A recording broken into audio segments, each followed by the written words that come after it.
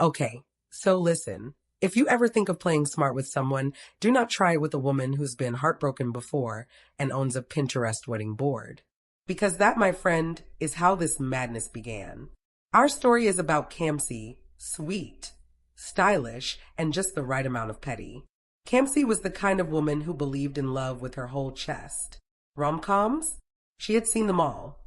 Pinterest wedding boards? She had 3, since secondary school. So when she met David, calm, charming, with a voice that made good morning sound like poetry, she fell fast.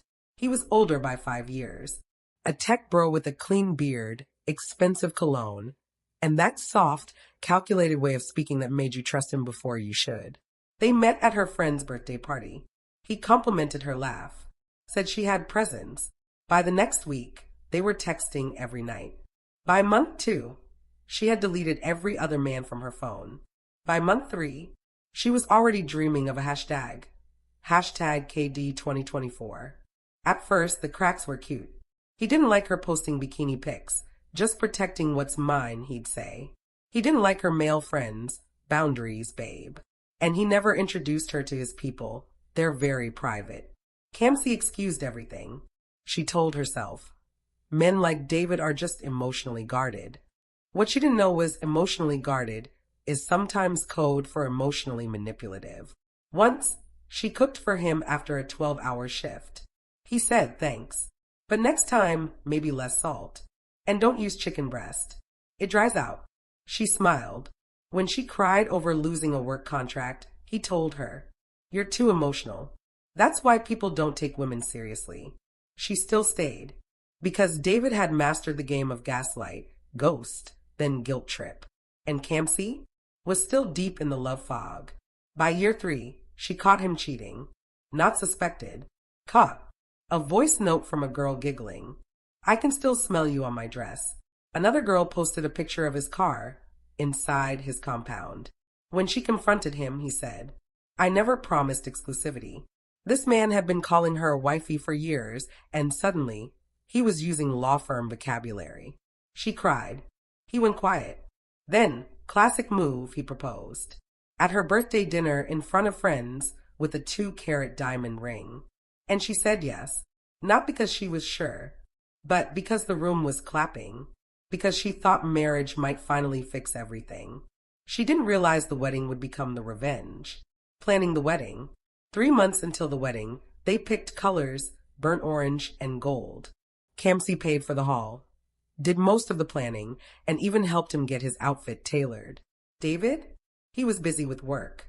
He barely showed up for rehearsals, missed meetings with vendors, didn't even care that her dream venue was fully paid for in her name. Then one night, a week before the wedding, she saw a WhatsApp chat open on his iPad.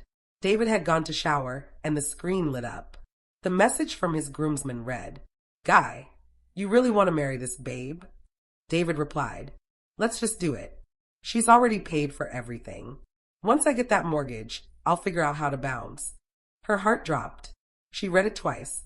Then she stood up, walked to the mirror, and stared at herself. That was the moment Kamsi switched. No tears, no screaming, just strategy. The wedding day arrived. The hall was filled. Over 250 guests. Also a bee slaying. Jollof simmering. The MC hyped up the DJ. "Ladies and gentlemen, get ready to welcome our beautiful bride." Photographers were snapping. The groom's side was doing big family behavior. One uncle even said, "This marriage will last, I feel it." The groom stood at the altar, adjusting his tie. Music was playing. Bridesmaids were lined up. And then silence. The MC cleared his throat. "Ladies and gentlemen, the bride will be here shortly." The music played. People stood. Phones were out. Cameras ready. But no bride. 5 minutes passed. Then 10. Then 15. Whispers began. The MC tried to joke. Maybe she's still fixing eyelashes. The event planner started calling everyone. Kamsi's phone? Off. Her mom? Confused. David? Sweating. Whispers started flying. One auntie removed her gelly. The groom's mother stepped outside and started dialing numbers like her phone was on fire. Then a bridesmaid walked up to the stage, took the mic, and read this note. Dear David, I was ready to marry you. I endured gaslighting, cheating, disrespect, all because I believed love was enough. But last week I saw your chat. I saw the truth. You wanted a wedding. I wanted a marriage. You wanted a show. I wanted a future. I paid for everything, venue, vendors, food. So consider this my parting gift. Enjoy the reception. The jollof is spicy. Tell your groomsmen I said hi. The bride who finally chose herself. The silence in the hall was louder than the DJ. David stood frozen. One Ani fainted. The mother of the bride left with her gelly flying. The videographer packed his camera, saying he's not recording disgrace.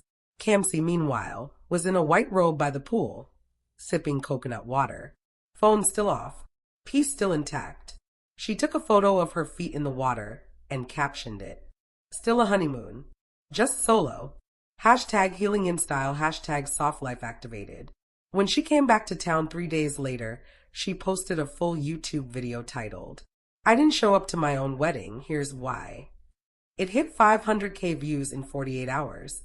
David tried to explain himself online, but nobody was listening. Because Kamsi's revenge wasn't petty. It was premium. The moral of the madness, sometimes the loudest revenge, is silence at the altar. Sometimes the boldest I do is saying I don't in front of the whole world. And to anyone dating a manipulative person who thinks you'll never leave, just remember what Kamsi did. She didn't walk down the aisle. She walked away and never looked back. Subscribe for more true-ish, peppery stories. Because some tales are not just stories, they're warnings.